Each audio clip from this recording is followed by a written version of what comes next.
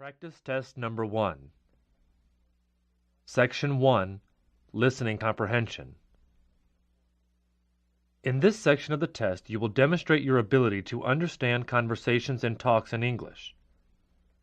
There are 3 parts to this section with different directions for each part. Answer all the questions according to what the speakers say or imply. When you take the actual TOEFL test, you will not be allowed to take notes or write in your test book. Try to work on this sample test in the same way. Part A. Directions. In Part A, you will hear 2 people having short conversations.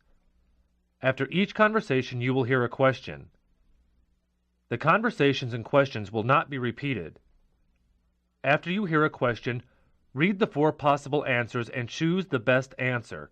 Then, on one of the answer sheets at the back of this book, find the number of the question and fill in the space that corresponds to the letter of the answer you have chosen. Listen to an example. On the recording you hear, "Let's go for a walk in the park, Jim." I'd love to, but I'm beat. "What does the man say?" In your book you read, A. He is too tired to walk in the park. B. He agrees to go walking in the park with her. C. He is not Jim. His name is Pete. D. He doesn't know what to do. You learn from the conversation that the man is beat, an idiomatic expression meaning very tired. Therefore, the best answer to the question, "What does the man say?" is A. Number 1. I can't go skating. I don't know how. But it's so easy to learn. What does the woman say about skating?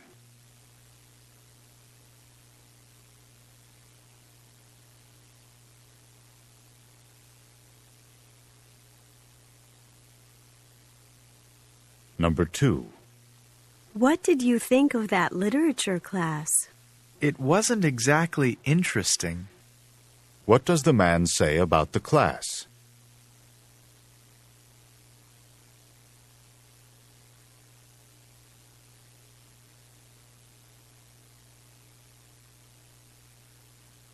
Number 3. The flight we wanted is full. Let's take the train instead. What does the man suggest?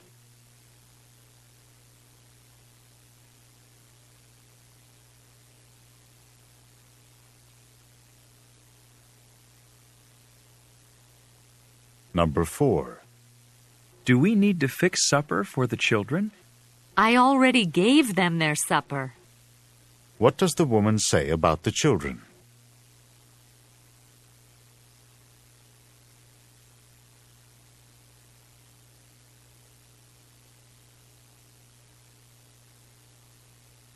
Number 5. Did Sally go home over the holidays? No, she remained on campus instead. What does the man say about Sally?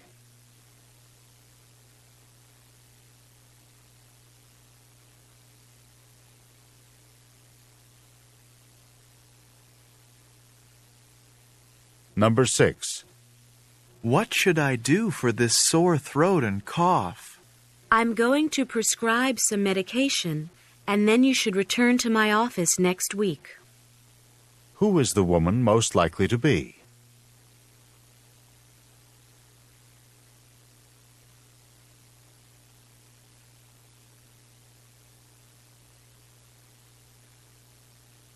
Number 7. Are you going to buy that stereo system? I don't think so. It's not cheap. What does the man imply?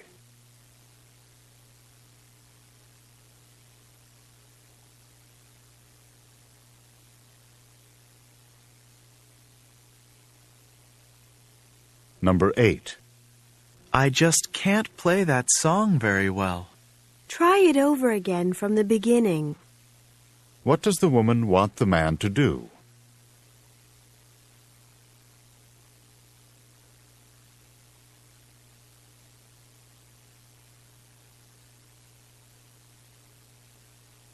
Number 9. I have the papers that you need. Could you please send them to me as soon as possible? What does the woman want the man to do?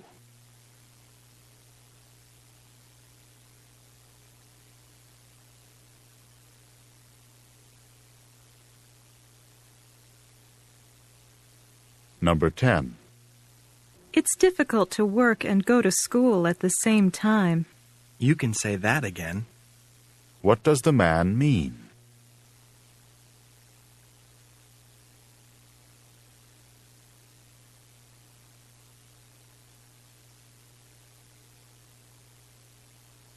Number 11. How much of your hair would you like me to cut?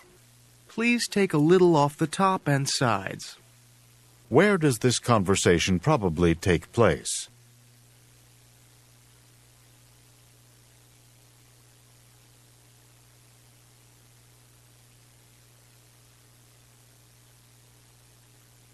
Number 12.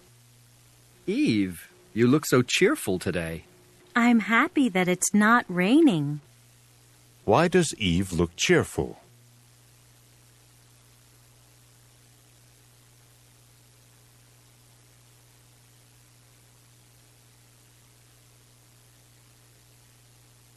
Number 13. Can I just estimate my expenses? No, your expenses must be listed precisely. What does the man mean?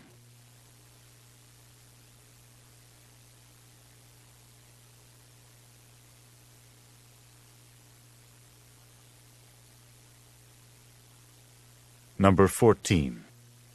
Robin's new car certainly looks impressive. I'll say. What does the woman mean?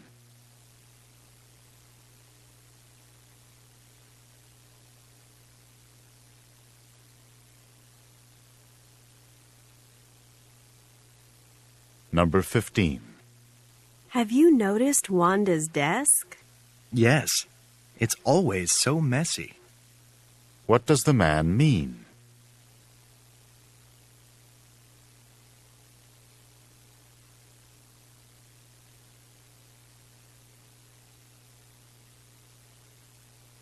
Number 16. I need help finding these statistics for my report. Did you look in the reference section? That's where they should be. Who is the woman most likely to be?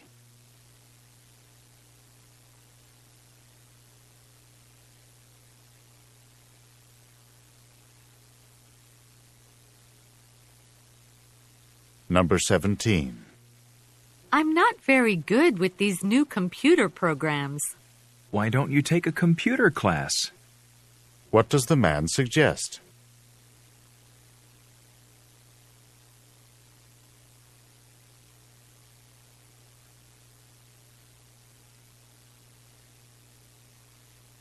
Number 18. Could you get tickets for the concert? I tried, but the ticket agency doesn't have any more tickets to sell. What does the man mean?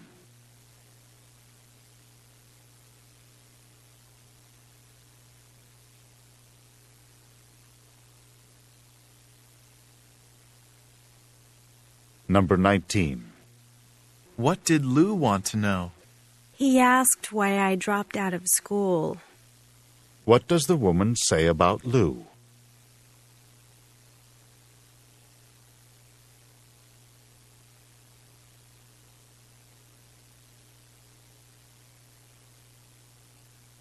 Number 20. Were you able to get the package mailed? I scarcely got to the post office before it closed. What does the woman imply?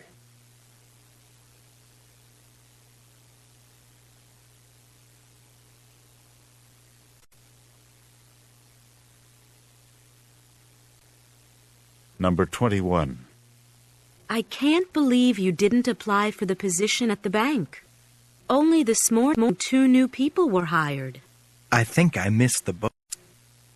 What does the man mean?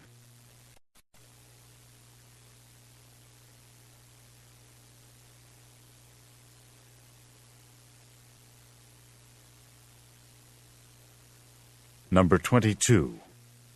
Do you think the lecture's going to start soon? If it doesn't, we're going to be here all day. Your guess is as good as mine. What does the woman mean?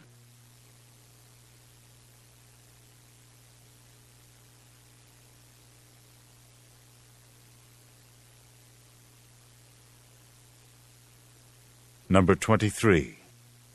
You're going to take 5 courses next semester? Don't you know a full program is only 4? It's not unheard of, and I'm sure I can handle it. What does the man imply?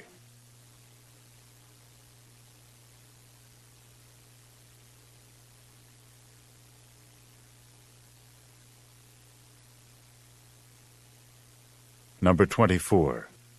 A new family has just moved into the apartment across the hall. Perhaps we should call on them a bit later. What does the woman mean?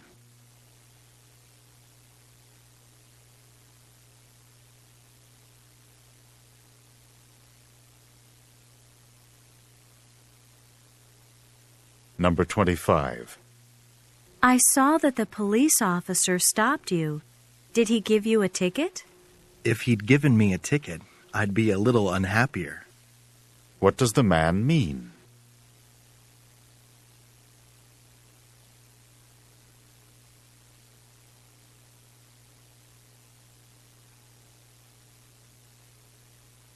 Number 26. Do you mean to say you want to go dancing tonight after running in the race today? You've hit the nail right on the head. What does the woman say about the man?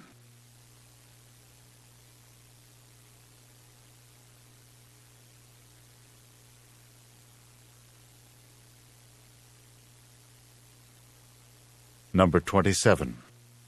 I heard that you won the scholarship from the music department. Congratulations! No one was more surprised than I was. What does the man mean?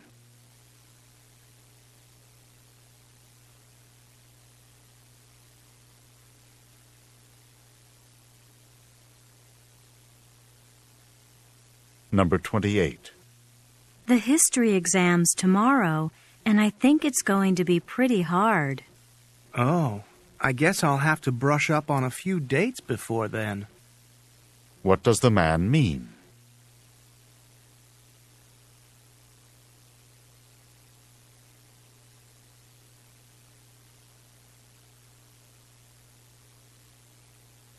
Number 29.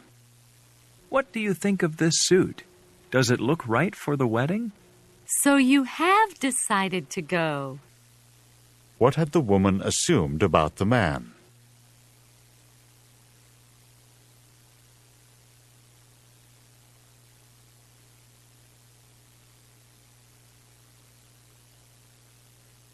Number 30.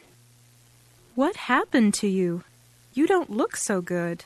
Well, I went skiing for the first time, and I wish I hadn't tried to learn how to ski on the steepest slope. What does the man imply?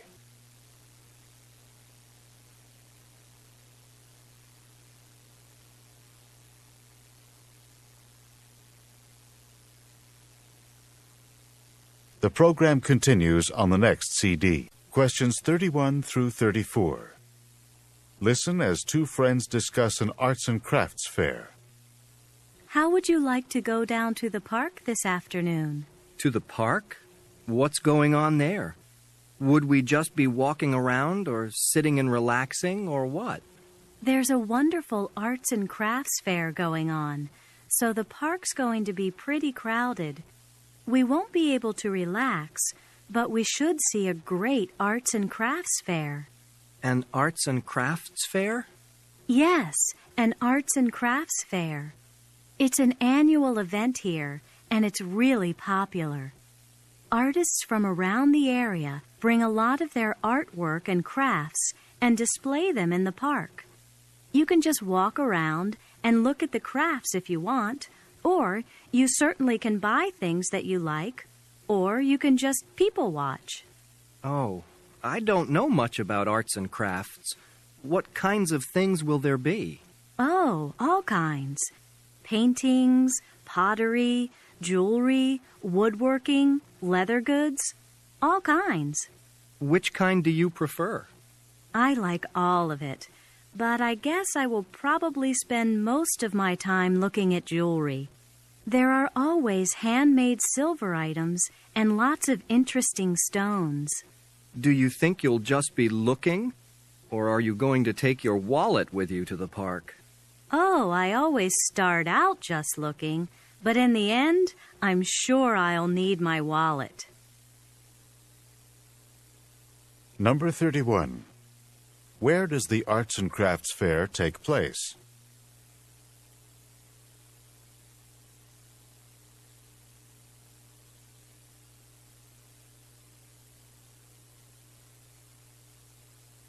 Number 32. How often does this Arts and Crafts Fair take place?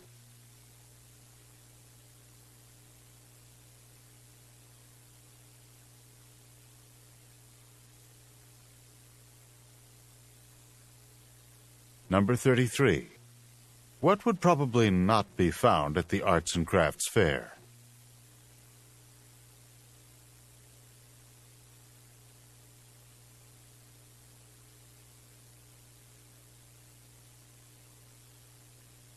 Number 34. What does the woman imply that she'll do?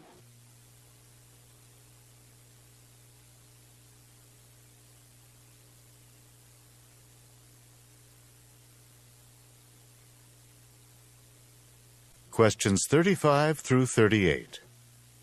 Listen as two students discuss a course. Hi, Joe. I understand that you took Introduction to Physics last semester. Can you tell me about the course? Sure. The lecture or the lab? You mean there's both a lecture and a lab in this course?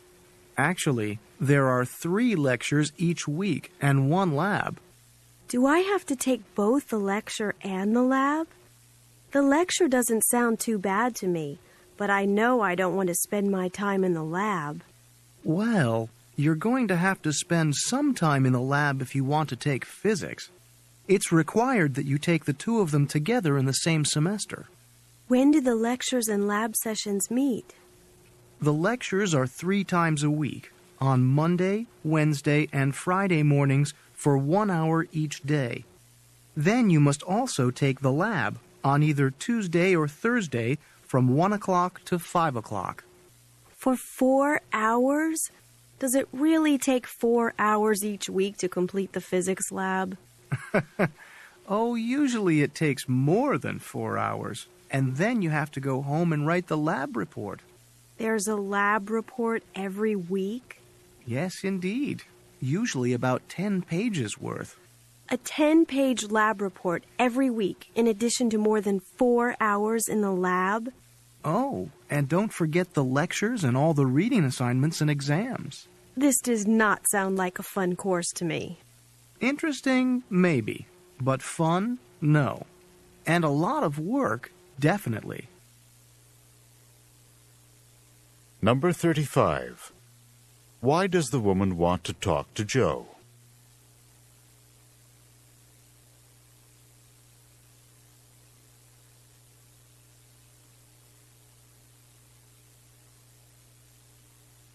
Number 36. How many lectures are there each week?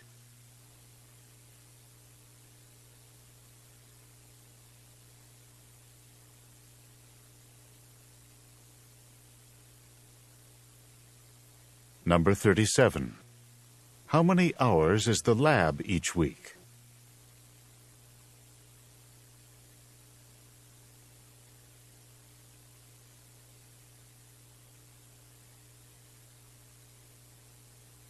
Number 38. How does the man describe the course?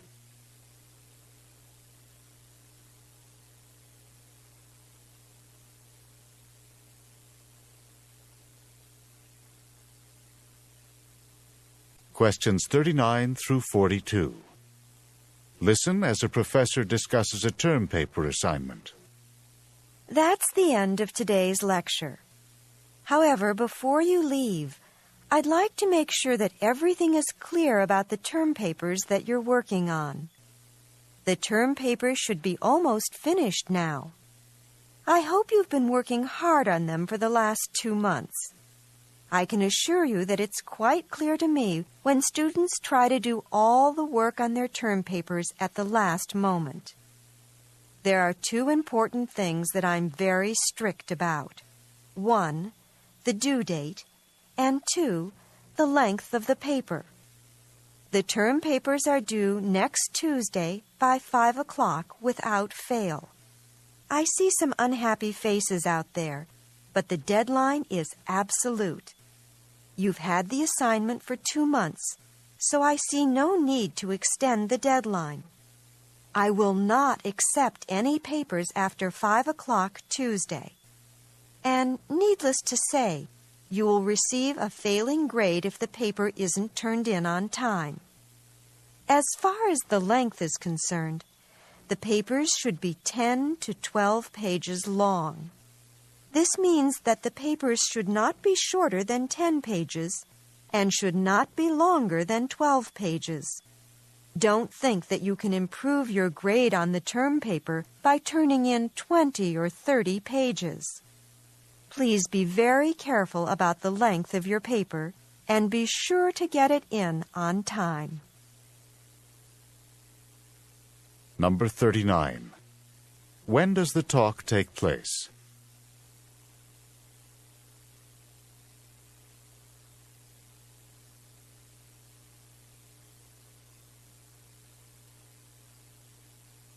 Number 40. How long should the students have been working on their term papers?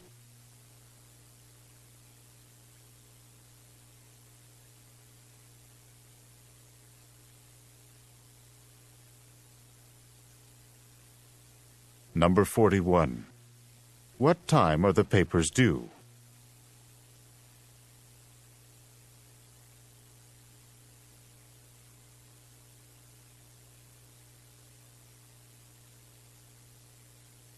Number 42. What number of pages is not acceptable?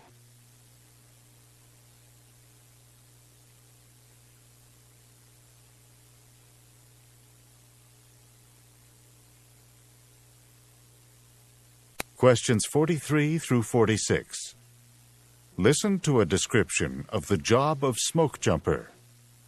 The Forest Service is the government agency that has the difficult job of fighting forest fires. One major problem in fighting forest fires is that forest fires often burn in areas where there are no roads or inadequate roads, so it can be quite difficult to get workers and equipment into the area to fight the fire. A very specialized job has developed within the Forest Service as a result, and that job is the job of smoke jumper. A smoke jumper is a firefighter who parachutes or jumps into an area where there's a forest fire.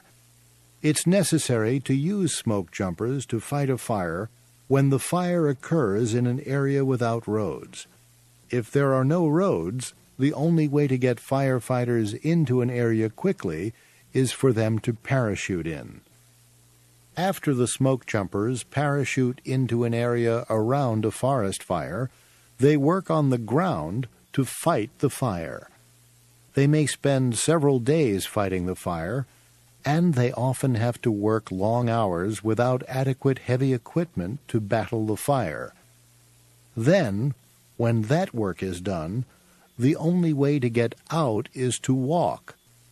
After days of fighting a fire, they may have to walk for hours and hours to get to the nearest road. Number 43. What do smoke jumpers do?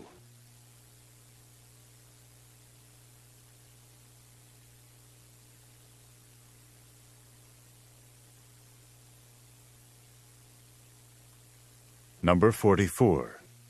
How do smoke jumpers get into fires?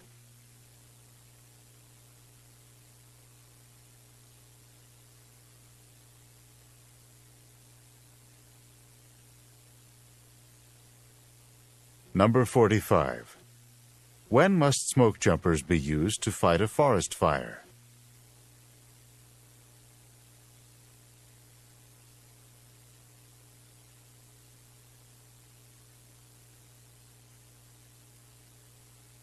Number 46. What do the smoke jumpers have to do immediately after the fire is out?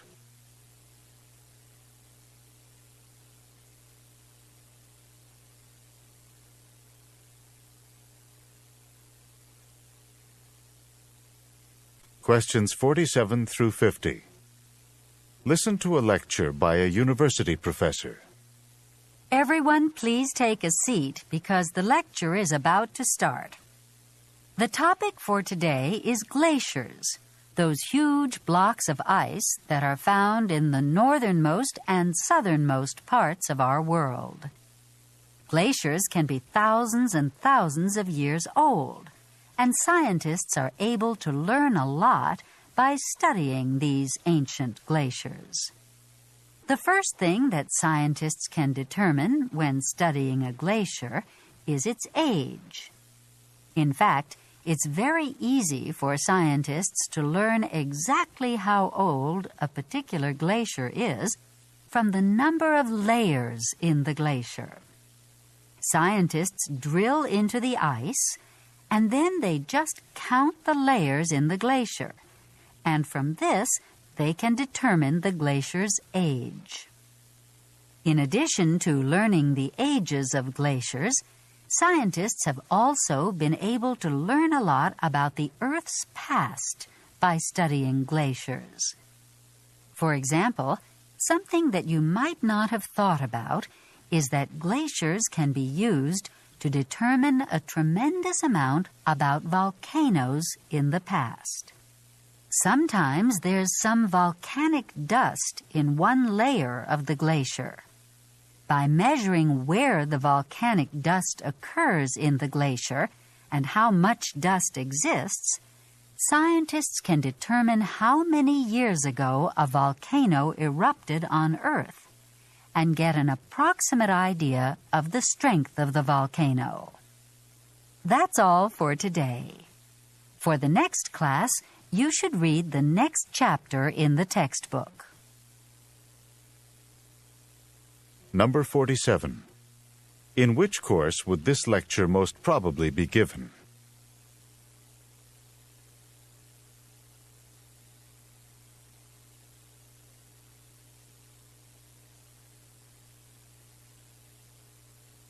Number 48.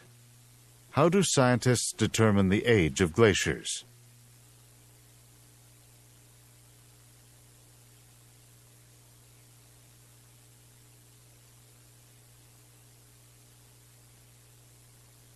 Number 49. What have scientists found within glaciers?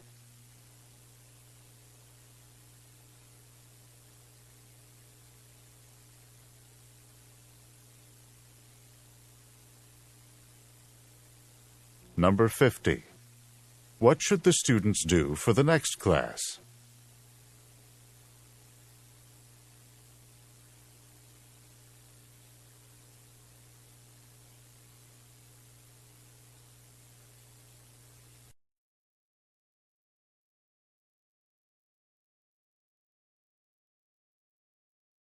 Practice test number 1.